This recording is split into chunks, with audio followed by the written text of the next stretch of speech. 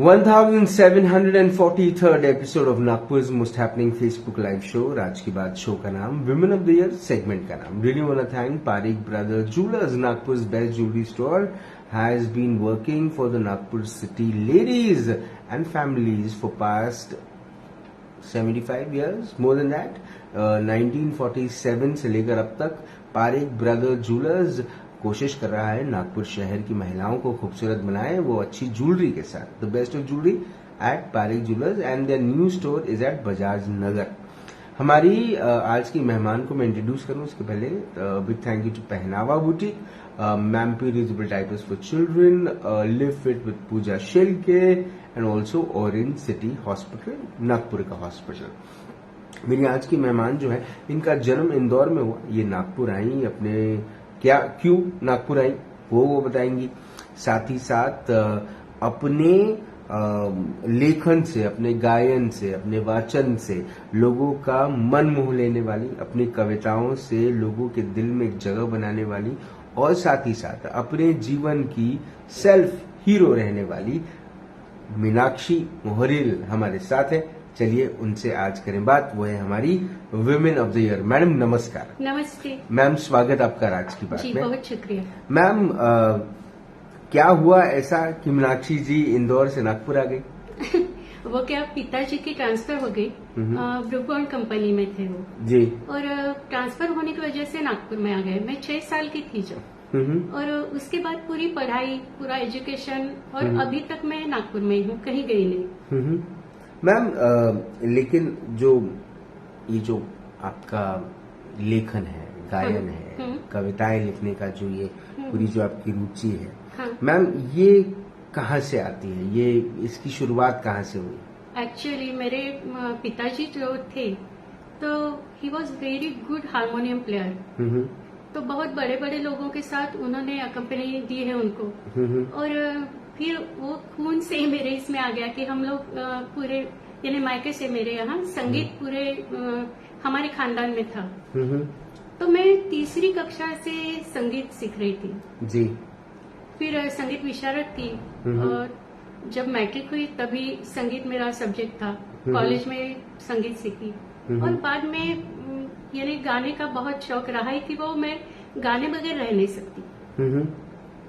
Ma'am, जब शुरुआती दौर में जब आप पढ़ाई कर रही थी नागपुर में, और उसके बाद फिर आपका ये रुचि ये सब चीजों में रही, मैम, तभी आप स्टेज शोज करती थी या इसकी बहुत देर के बाद शुरुआत हुई? बहुत ही देर के बाद। यानी एक्चुअली मैं संगीत में बोलूं कि मेरे नस नस में संगीत है, लेकिन ऐसा हुआ कि शादी के बाद पूरा संगीत मेरा पूरा रुक गया, और कुछ परिस्थिति ऐसी आई कि खुद कुछ करना पड़ा मेरे को। इसलिए थोड़ा सा यानी कैटरिंग, मेरे को जो मेरी माँ की तरफ से आया है, बहुत अच्छा कुकिंग वो करती थी जी।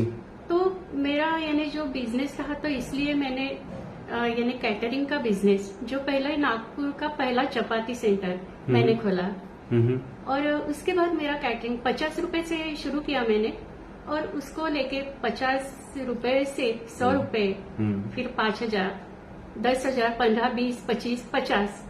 तो जैसे उसमें बहुत ही दिख रहा कि ये अपने को है, और फिर सब जिम्मेदारी निभानी थी, तो वो मेरा एक बिजनेस, मेरा यानी अर्निंग का ये था।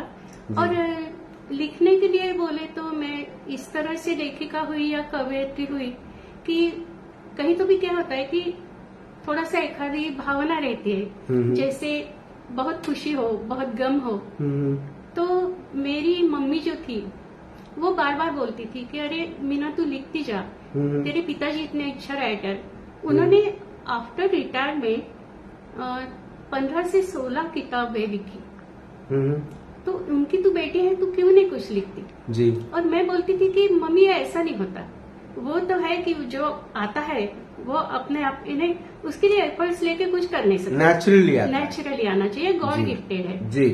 तो फिर एक बात ऐसी हुई कि मम्मी गुजर गई ऑल ऑफ अ सडन, जब मैं सिर्फ 32 ईयर्स की थी जी। और फिर मेरे को बहुत सारी कठिनाइयां थी, और मम्मी जाने का बहुत बड़ा मेरे को एक सदमा पहुंचा था जी। तो वो दुख की भावना जो है तो मम्मी के ऊपर एक श्रद्धांजलि पर लेख मैंने लिखा था, आर्टिकल। और तब से जाके मैं यानी कांस्टेंट में लिख रही हूँ जी। कविता लिख रही हूँ, बाकी कुछ आर्टिकल्स है। मेरी एक 7 किताबें पब्लिश हुई है, ई बुक और ये पकड़ के जी। तो मैं ये नॉन स्टॉप लिख रही हूँ और बहुत सारे अवार्ड्स उसमें भी मिला चुकी हूँ। चपाती सेंटर मेरा बहुत अच्छे से अभी भी मैंने बहुत ऑर्डर्स में करती हूँ।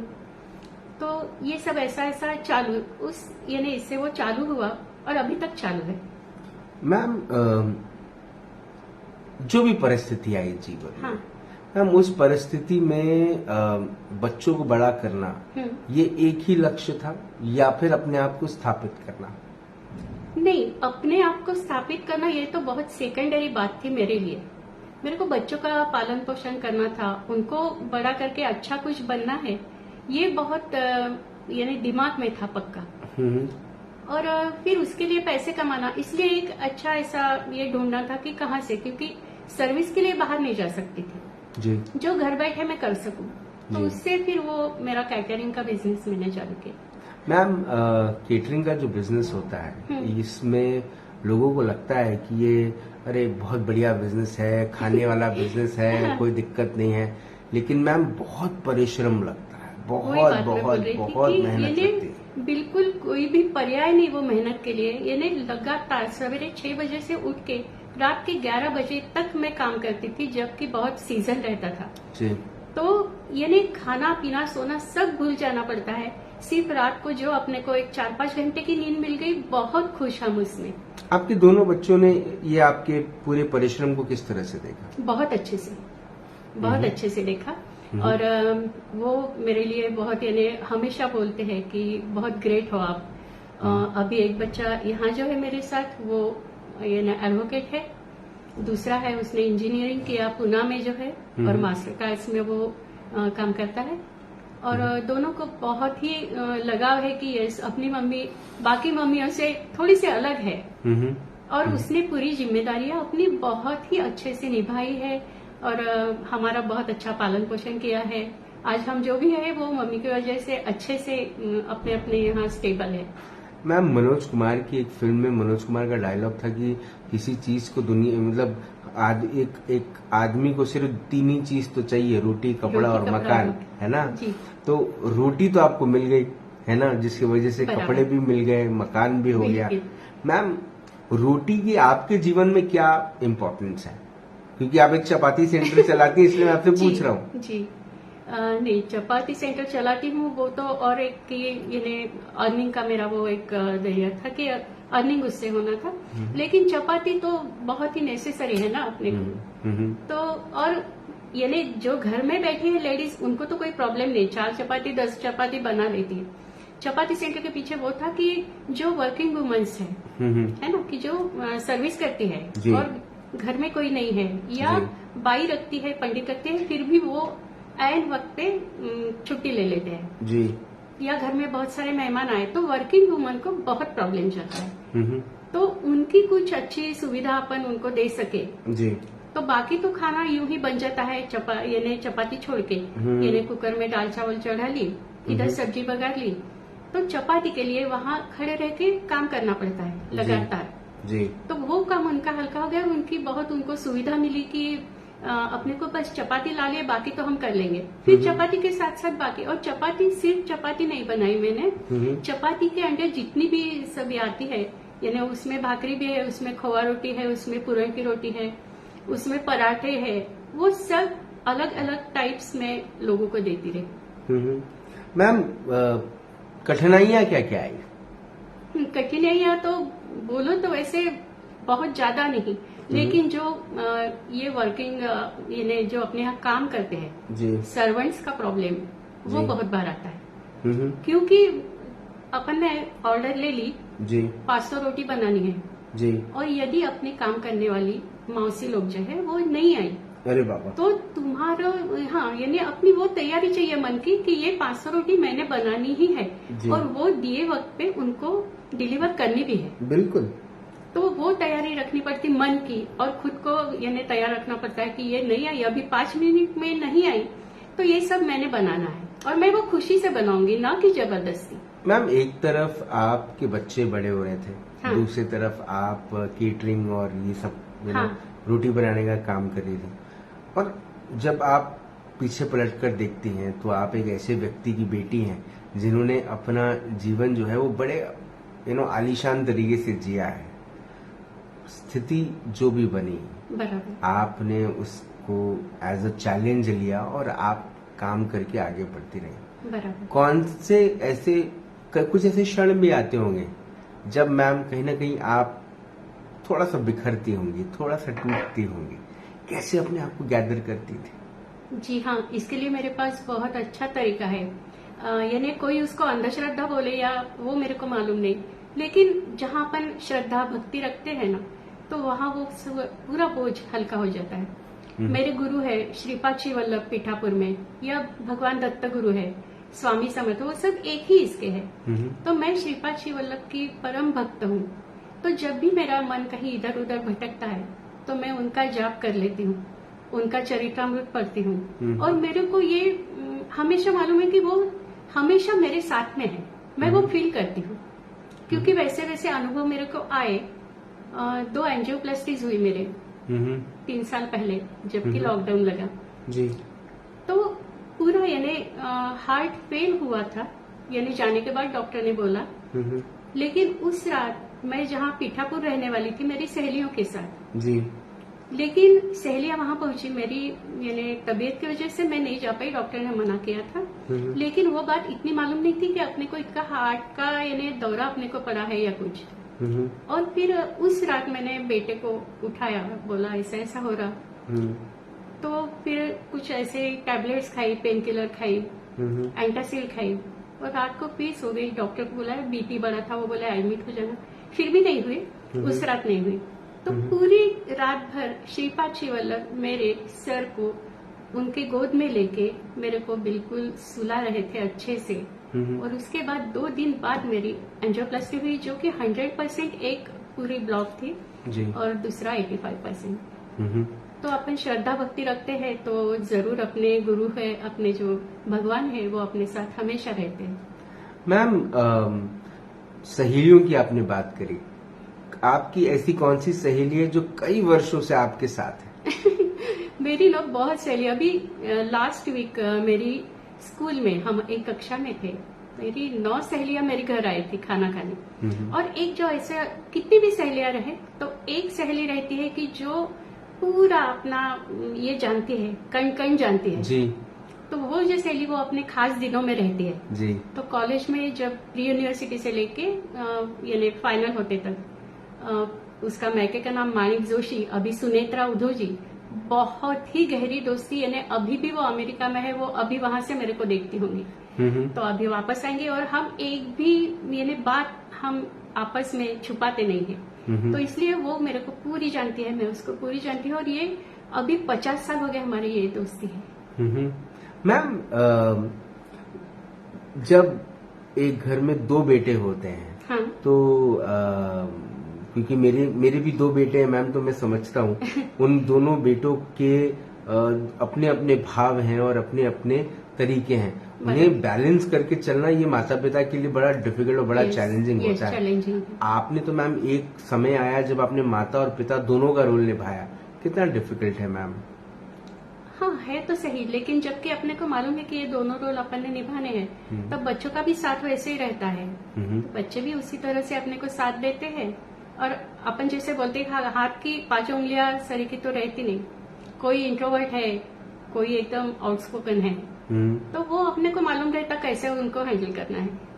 और जी आप ठीक है, वो तो बताओ। मैं बोल रहा था कि मैम, कौन सी ऐसी कविता है जो आपने लिखी और वो आपके आपके दिल के बहुत ज्यादा करीब है? बाप रे, ये तो नहीं, 2 बच्चे हैं उसमें से कौन प्यारा है ऐसा हो गया। लेकिन कोई कविता ऐसी है कि हमारे मेरे साथ मेरे बच्चों को भी वो बहुत अच्छी लगती है। एक उस टाइम में मैंने लिखी थी वो माझ्या मरणाचा सोहळा करके। तो जैसे आफ्टर डेथ, यानी मैं यदि मर गई तो कैसे कैसे मैं देख रही हूँ वो सब, और उसको कैसे ये किया है, तो वो बच्चों को भी अच्छी लगती है, मेरे को भी। ऐसी बहुत कविताएं हैं मेरी, बहुत सारी कविताएं भगवान श्री कृष्ण पे है, तो वो कविताएं मेरे को बहुत ज्यादा। मैम बहुत सारे ऐसे युवा हैं जो जब छोटे थे तब उनकी माँ ने उनको सिखाया था कि स्कूल जाने से पहले हाथ जोड़ के जाया करो। जी। फिर वो बड़े हुए, कॉलेज में बिजी हो गए, उसके बाद नौकरी में बिजी हो गए, उसके बाद जीवन में आज दिनचर्या के इसमें बिजी हो गए और ईश्वर कहीं ना कहीं भूलते गए। फिर जब कठिनाई आती है तब ईश्वर की याद आती है। मैम आप ईश्वर को किस तरह से देखते हैं?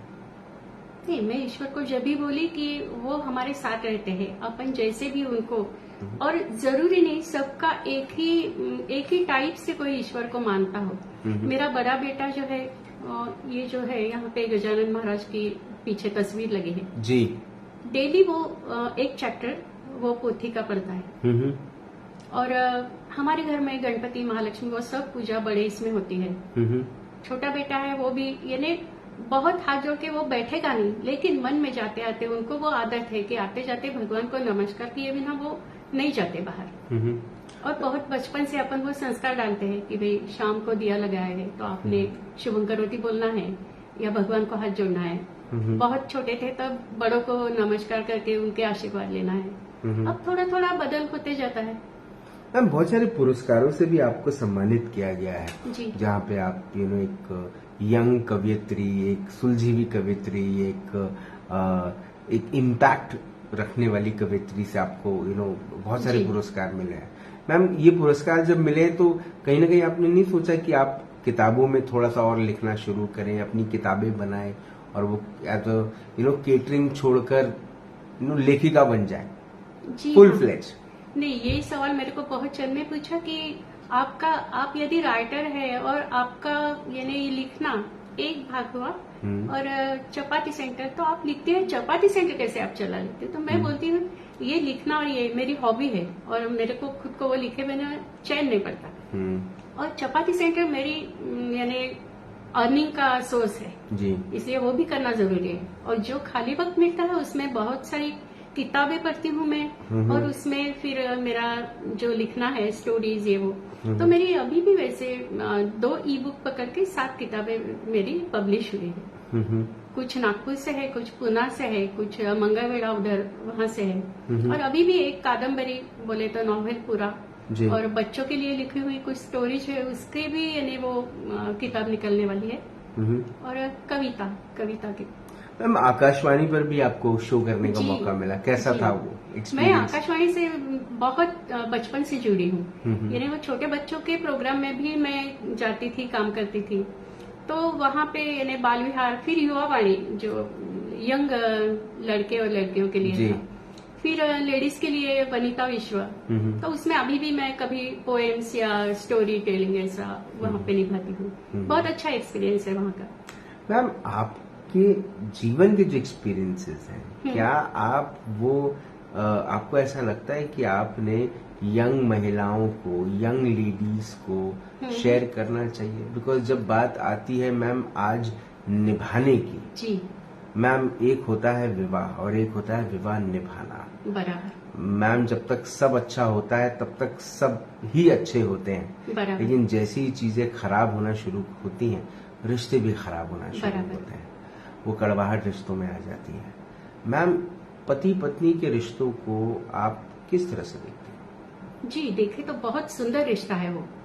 यदि पति और पत्नी सिर्फ यानी जैसे बोलते ना वो आजकल पुरुष प्रधान संस्कृति मराठी में बोलते हैं जी कि मेल डोमिनेटिंग, तो यदि वैसा न हो, पति और पत्नी आपस में अच्छे दोस्त हो तो वो रिश्ता बहुत अच्छे से निभा सकते हैं। पर आपको लगता है अभी भी पुरुष प्रधान समाज है? बहुत जगह है, यानी ऐसा मैं नहीं बोलती कि पूरा पहले जैसा नहीं है, लेकिन अभी भी बहुत जगह और सोफिस्टिकेटेड एरियाज में, व्हाइट कॉलर लोगों में भी ऐसा चलता है कि जहाँ लेडीज को बहुत कुछ सहना पड़ता है और वो कुछ भी बोल नहीं सकती क्योंकि बदनामी की वजह से। जी, लेकिन मैम देखा गया है कि स्पेशली कोविड के बाद डिवोर्स रेट्स बहुत बढ़ गए हैं। आपके बेटे खुद एक वकील हैं, तो हाँ।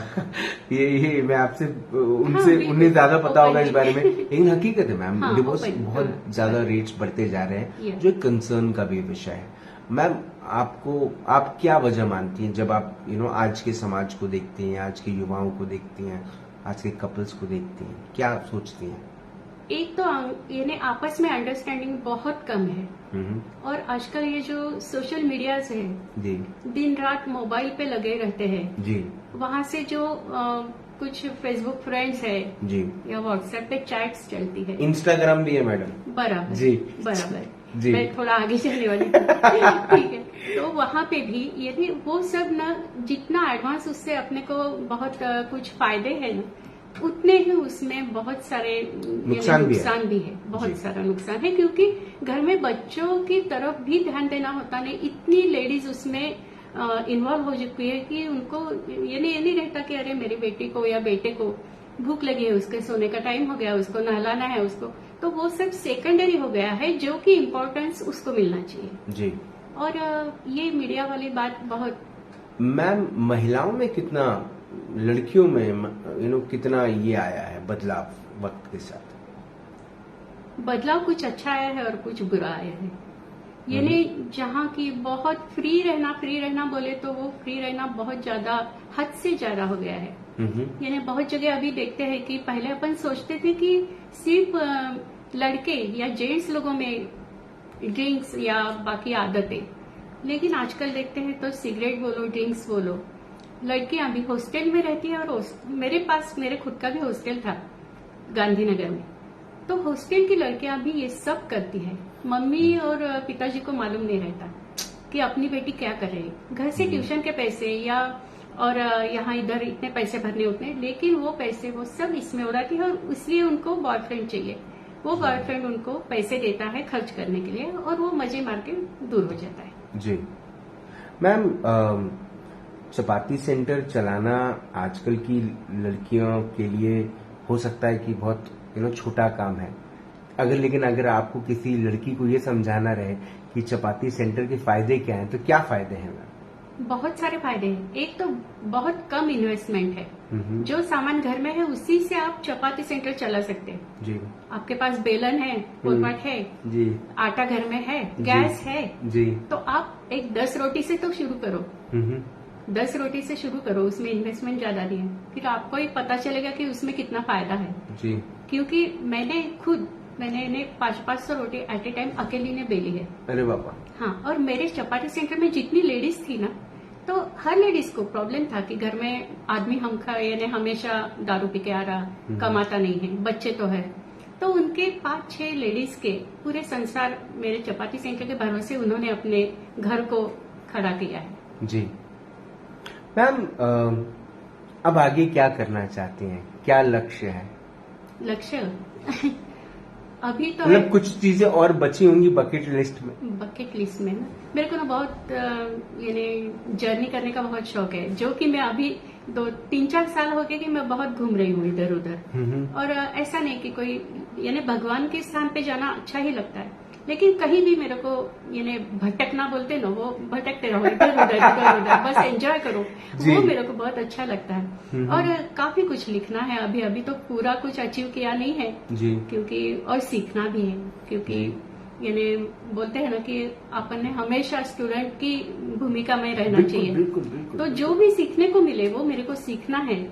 और मेरा जो यानी नस में मेरे संगीत बह रहा, तो वो संगीत के लिए कुछ करना है मेरे को जरूर। और बाकी किताबें वगैरह तो पब्लिश होती ही रहेंगी। और आज आपने मेरे को जो ये दिया ना, तो वो मेरे को बहुत अच्छा लगा कि हाँ, बहुत सालों से मेहनत तो मैं कर रही हूँ, या मैंने बहुत कुछ अवार्ड्स मिला ये वो सब, लेकिन जब परसों जाके मेरे को पता चला कि yes woman of the year, then I am very very happy. Yes, बहुत हैप्पी फील किया मैंने खुद को। मैम, अगर जिंदगी की एक सुनहरी किताब लिखी गई, उस किताब के सुनहरे पन्ने पर ये नाम लिखा गया, मीनाक्षी मोहरे, मैम उसके नीचे कौन सी ऐसी लाइन, कौन सा ऐसा कोट, कौन सी ऐसी बात, कौन सी ऐसी कविता, कौन सी ऐसी शायरी, कौन सी ऐसी लाइन लिखी रहनी चाहिए जिसे पढ़ने के बाद लोग आपको हमेशा याद करें? अच्छा, इसके लिए एक छोटा सा किस्सा बोलती मैं, फिर मैं बताऊंगी कि जी। मेरी मम्मी बचपन से मेरे को एक बात बताया करती थी कि देखो बेटी, कभी किसी के ऊपर डिपेंडेंट रहना नहीं है, जो करना है खुद के भरोसे करना है।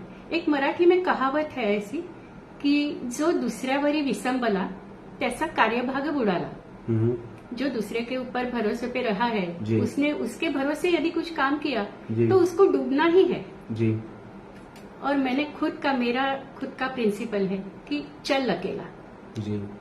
तो मैं चल अकेला इसी तत्व से चलती हूँ।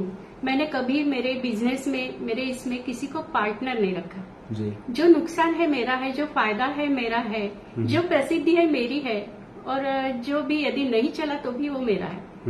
तो उसके लिए दूसरा कोई जिम्मेदार नहीं होगा। जो है मैं, यदि इसमें अहम भावना नहीं है, लेकिन चल अकेला, मेरे को अकेले चलने की आदत है और अकेले चलना मेरे लिए फायदेमंद है। मैम, आप गायक हैं, आप गाना भी गाती हैं, ऐसा सुना है, ऐसा हमने पढ़ा है आपके बारे में। तो मैम एक गाना, क्योंकि मैम एक रेडियो जॉकी रहा हूँ और मैं ऐसा मानता हूँ कि हर किसी का दिल एक FM चैनल है और हर वक्त हर किसी के दिल में कोई ना कोई एक गाना बजता रहता है। मतलब वो आप किसी भी मूड में रहे, वो गाना जरूर, अगर आपके दिल में ऐसा कोई गाना बजता है तो मैम 2 लाइनें उसकी गा दीजिए। ओके, बहुत दिनों में गाई नहीं हूँ, लेकिन फिर भी 2 लाइन जरूर सुनाऊंगी जी।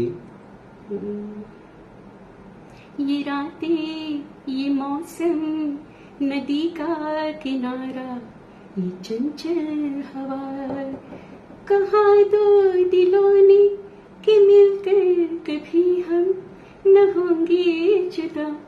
ये रातें, ये मौसम, नदी का किनारा, ये चंचल हवा। मैम, जितनी मधुर आपकी आवाज उतना ही मधुर आपका जीवन रहे। आपको बहुत बहुत बहुत सारी शुभकामनाएं। आप भटकती रहें जो आप भटकना चाहती हैं, आप घूमती रहें, आप फिट रहें मैम।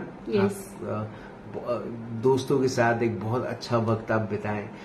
यंग लड़कियों को आप यूं ही इंस्पायर और मोटिवेट करती रहें और आप ऐसे ही मुस्कुराती रहें मैम जी। एंड हमारे लिए super women of the year हमेशा रहे जी। आपने अपना वक्त दिया, धन्यवाद। आपने हमसे बात करी, आपने हमें इंस्पायर किया, उसके लिए बहुत बहुत धन्यवाद। धन्यवाद sir, thank you so much. और आपने मेरे को जो ये अवार्ड दिया है तो मैं यानी पूरा ऐसे लग रहा कि बस बहुत कुछ मिल गया अब मेरे को, और मैं बहुत बहुत हैप्पी फील कर रही हूँ खुद को।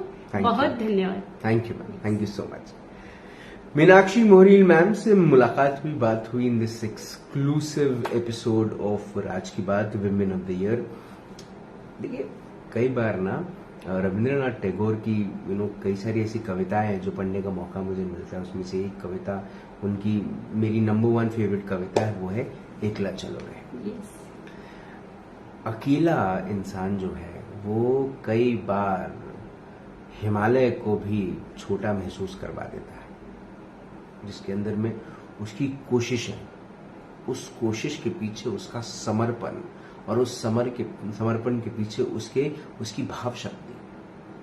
हम कई बार समाज में रहकर ऐसे लोगों के जीवन को देखते हैं जिनके पास एक समय पे सब कुछ था, एक हादसा हुआ और उनके पास उनके जीवन में वो सब कुछ चला गया, लेकिन फिर से जो लोग जीवन में बाउंस बैक करते हैं वो रियल हीरोज होते हैं। हम फिल्मों में जो अदाकारों को देखते हैं वो रियल हीरोज नहीं है, वो आर्टिस्ट हैं, वो अपना काम कर रहे हैं। रियल हीरोज वो होते हैं जो मीनाक्षी मोहरील जैसे लोग होते हैं, जो समाज में आते हैं और अपनी जीवनी से लोगों के मन को छू जाते हैं कि वाकई में इनका जीवन जो है वो अपने आप में एक यूनिवर्सिटी है, अपने आप में एक ऐसा नॉलेज सेंटर है जहां पर आपको सब सीखने को मिलता है। ये चीजें किताबें नहीं सिखाती, ये एक्सपीरियंस जो है ना, ये वही सिखा सकता है जिसने खुद ने वैसा जीवन जिया हो। हम चपाती जरूर खाते हैं, लेकिन उस चपाती के कभी आप ध्यान से देखिएगा उस चपाती को और उस चपाती की जर्नी को समझिएगा कि कहाँ दूर खेतों में एक किसान ने अच्छा गेहूं बनाया वो गेहूं किस बाजार के माध्यम से बाजार में पहुंचा, किसके माध्यम से वो उस फैक्ट्री में पहुंचा जहां पर वो आटा बनाने वाली कंपनी है, और किस माध्यम से वो आटे का पैकेट आपके घर पहुंचा, और उसके बाद आपकी रोटियां बनी। अब रोटी बनने की भी एक जर्नी है ना। वो रोटी को पहले पानी के साथ उसकी मुलाकात कराई जाती है, पहले छाना जाता है, पहले छन्नी से मुलाकात होती है, फिर उसे पानी से मिलाया जाता है, फिर उसके बाद उसे बहुत दम लगाकर, ताकत लगाकर मला जाता है, उसे ताकत लगाई जाती है, उसका एक अच्छा सा पानी और आटे का एक मिश्रण तैयार होता है, एक सख्त वो आटा जो नरम हुआ करता था, बिल्कुल नरम सिल्क जैसा, वैसा वो कड़क बन जाता है। उसके बाद फिर उसे फिर एक लकड़ी के हथियार से उसको फिर ताकत लगाकर उसे फ्लैट किया जाता है। उसे पता भी नहीं कि वो सूर्य की गर्मी से जला हुआ है, लेकिन फिर उसे एक तपती हुई गर्मी से उसको गुजरना होगा। फिर उसे तवे पे रखा जाता है, जो गरम खौलता हुआ तवा है उस पर रखा जाता है, और उसके बाद फिर उसको थोड़ी देर के बाद जब वो दोनों तरफ से हल्का हल्का सिक जाता है, उसको फिर तीव्र हैवी फ्लेम पर रखकर उसे फुलाया जाता है, और फिर उसका डब्बे में रखकर एक उसके ऊपर में थोड़ा सा घी लगाकर उसका सम्मान किया जाता है। हम कितने भी पिज्जा खा ले, हम कितने भी बर्गर खा ले, हम कितना भी चाइनीज हक्का नूडल खा ले, लेकिन जब तक हम घर पर अपनी माँ के बनी हुई हाथ की रोटी नहीं खाते, तब तक हमें भी पता है कि हमारा पेट नहीं भरता, हमारा मन नहीं भरता, और हमारे आत्मा को शांति नहीं मिलती। ये रोटी का जीवन है, ये चपाती का जीवन है, और ये चपाती का जीवन मीनाक्षी मोहरेल का जीवन है। तपने के बाद, जलने के बाद, अपनी जिंदगी को स्थापित करने के बाद आज मीनाक्षी मोहरेल हमारे लिए एक इंस्पिरेशन से कम नहीं है। आपसे फिर होगी मुलाकात इन राज के बाद।